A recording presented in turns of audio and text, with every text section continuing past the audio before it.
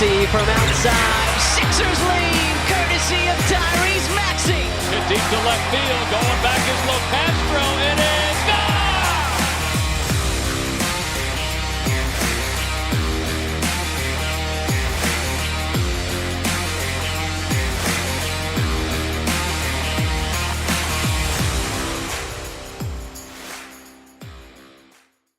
Hello, everyone, and welcome back to the Beef Up Front podcast here on Pick Swap Media. Your host, as always, Ryan Coyle. Continuing on today with our college football preview series. We'll be going through 25, 30 teams over the next 40 or so days as we gear up for week 0, week 1, and get you ready for what is sure to be a very exciting college football season as we have the first ever 12-team college football playoff. Episode 3 today. Episode 1, we already hit on Penn State. Episode 2, Colorado.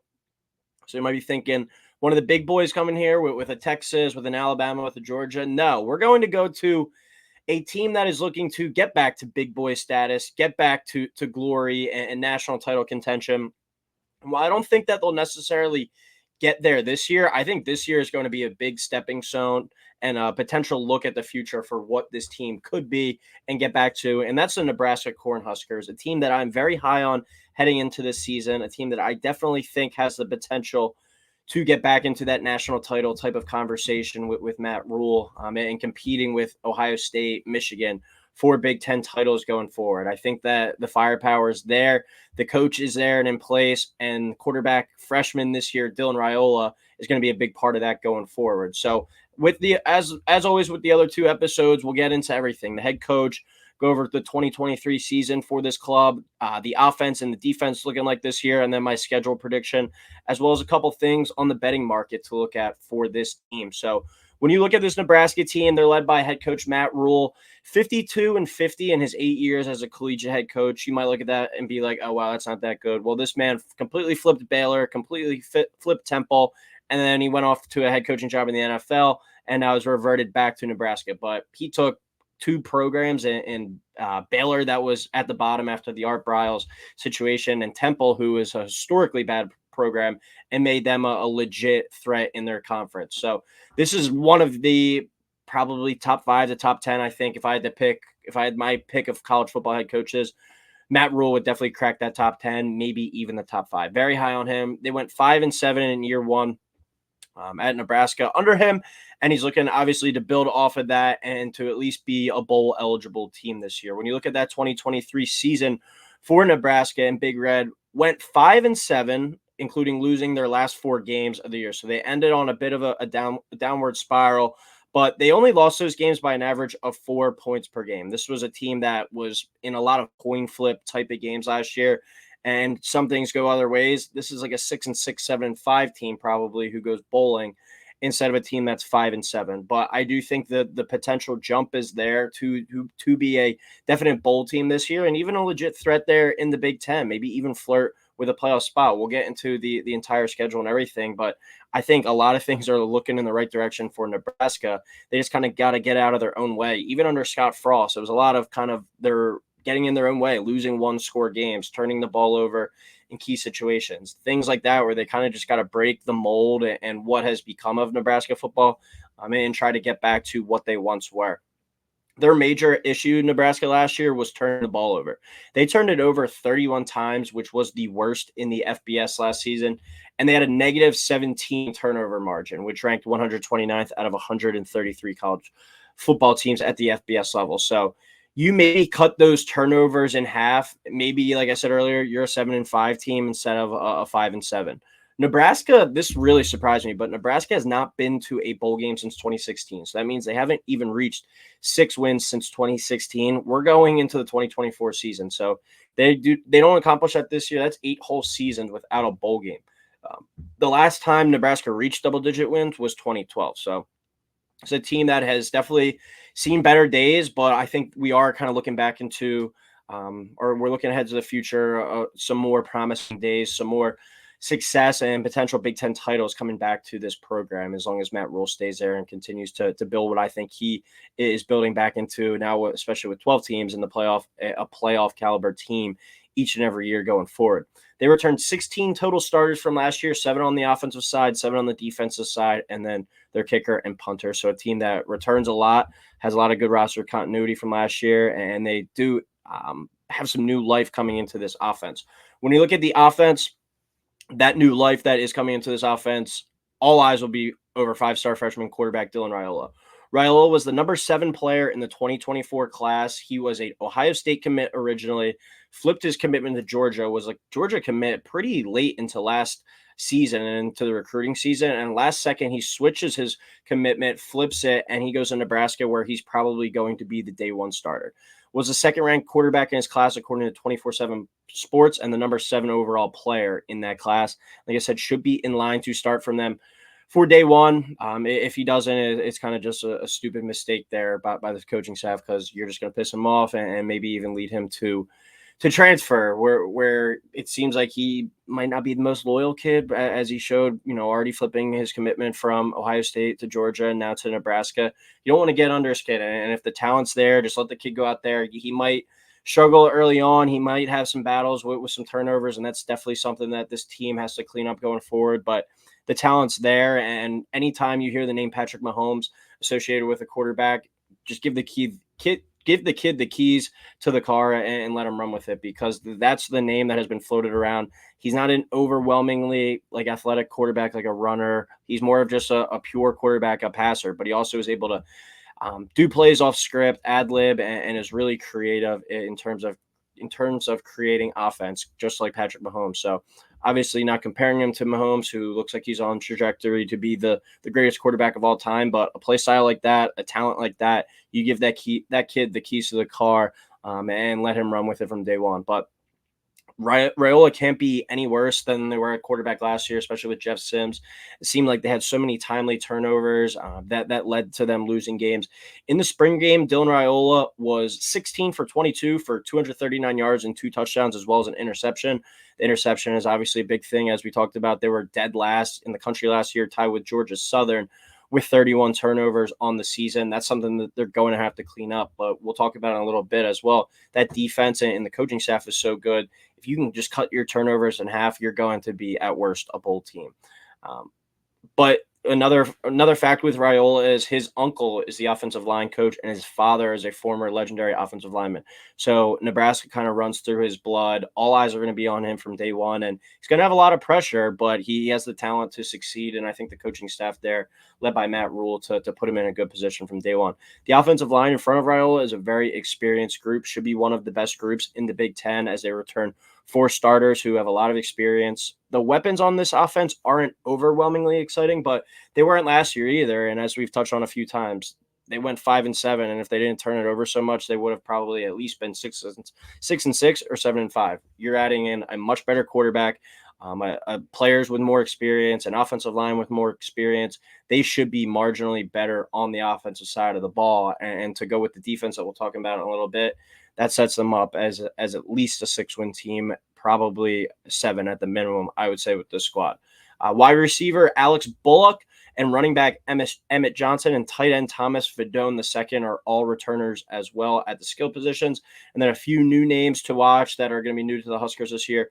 Wide receiver Jamal Banks, a transfer, Texas transfer Isaiah Nayor, and freshman Ja'Cory Barney. A team that I think that went out in the portal and with their recruits and tried to add a lot of speed.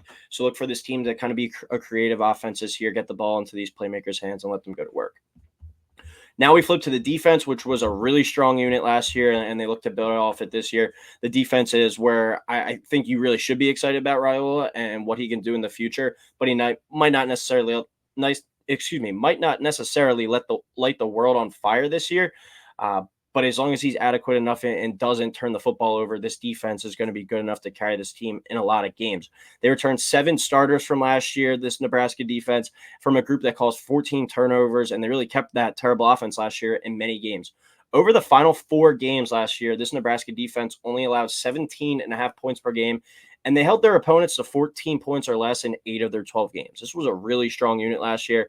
Their defense last year, led by defensive coordinator Tony White, held opponents to 111 yards fewer per game and 9.3 less points per game than they did in 2022. So Made a huge jump from 2022 to 2023 for year one under Matt Rhule, looking for an even bigger jump this year as they go into year two under Matt Rhule and get further away from the Scott Frost era there. But it's a team that is strong up front on the defensive line, a few guys that are getting some NFL draft buzz, and Nash Hutchmaker, Ty Robinson, and Jamari Butler are the three names that have some NFL buzz on that defensive line. A team that's done really well recruiting. There's going to be an infusion of young talent coming in to this defense. Might not necessarily play right away, but this is one of the real interesting kind of caveats of the 12-team playoff, especially if you are a team like Nebraska and you find a way to sneak in to the playoff, just say at the end of the year, and you're like the 11 or 12. If you do want to make a run to the national title game, and if you're fortunate enough to play in your conference title game as well, you're playing a 16, 17 game season. You're going to need depth. So this is like you're playing almost NFL football at this point if you're making runs and deep runs to the title game. So kind of the infusion of young talent and recruits might not necessarily be thrown into the fire right away with a defense that has 7 returning guys, but this is a team that is going to kind of feature some of these new young recruits that are probably going to get thrown in there due to depth reasons as well. But that trio up front in Hutchmaker, Robinson, and Butler, they combined for 20.5 tackles for loss and 11 sacks last year.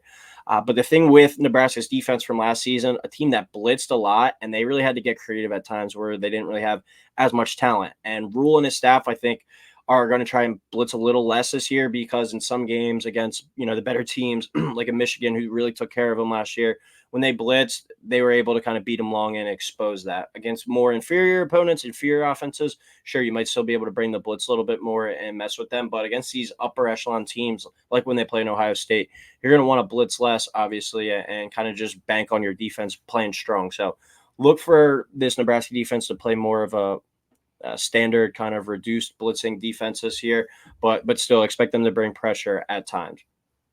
Isaac Guilford is a name to watch in the secondary, one of the best safeties returning in the country this year. He's going to be kind of the main man in that secondary for this defense, but a group that you should really be excited about.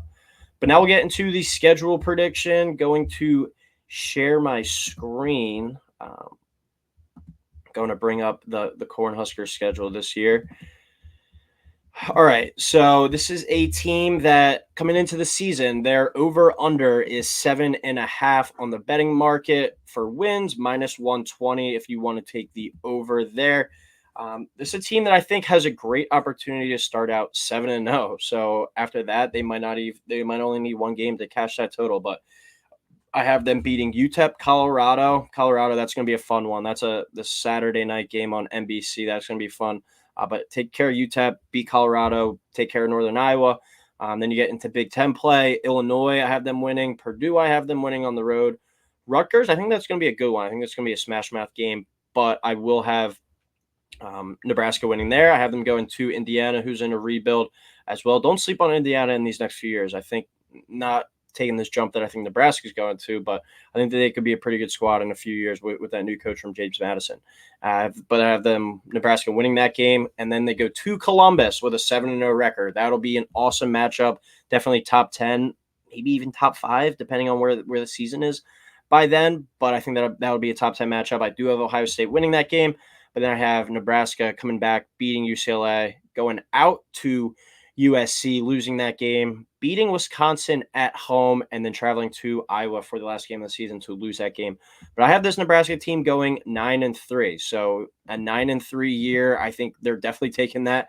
The last time they won double-digit games was 2012. I don't have them quite doing that right there, but if they go to their bowl game and win, and maybe even 9-3, depending on what else goes on, gets them into the playoff. But 10-2 in the Big Ten, I think that'll definitely get them in the playoff if they are able to win that USC game or win that Iowa game that I have them losing.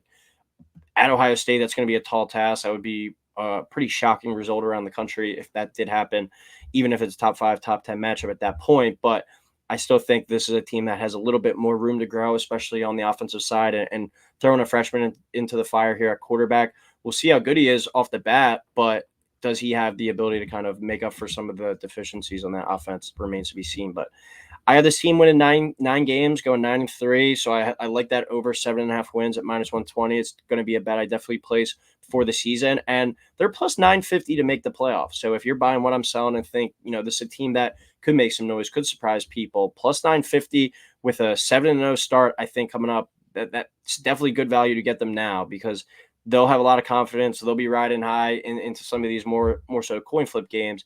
They're going to be in the mix, I think. Any team that starts 7-0, they'll be definitely in the mix to make that 12-team playoff. But that'll do it for the Nebraska Cornhuskers football preview on this episode of Beef Up Front. As always, we will continue rolling out the college football content. Next episode, the Memphis Tigers. This year, a group of 5 team is guaranteed to make the playoffs, and Memphis is one of the teams that I have my eyes on, so we'll get into them the next episode. And as we get closer to the season, we'll start hitting on some of the big boys from the SEC with Texas, Georgia, Bama, LSU. We'll hit on Ohio State, Michigan. We're going to try and hit 25 to 30 schools before week 1 kicks off. So as always, everyone, thank you for tuning in. Please like, subscribe, and we will talk soon.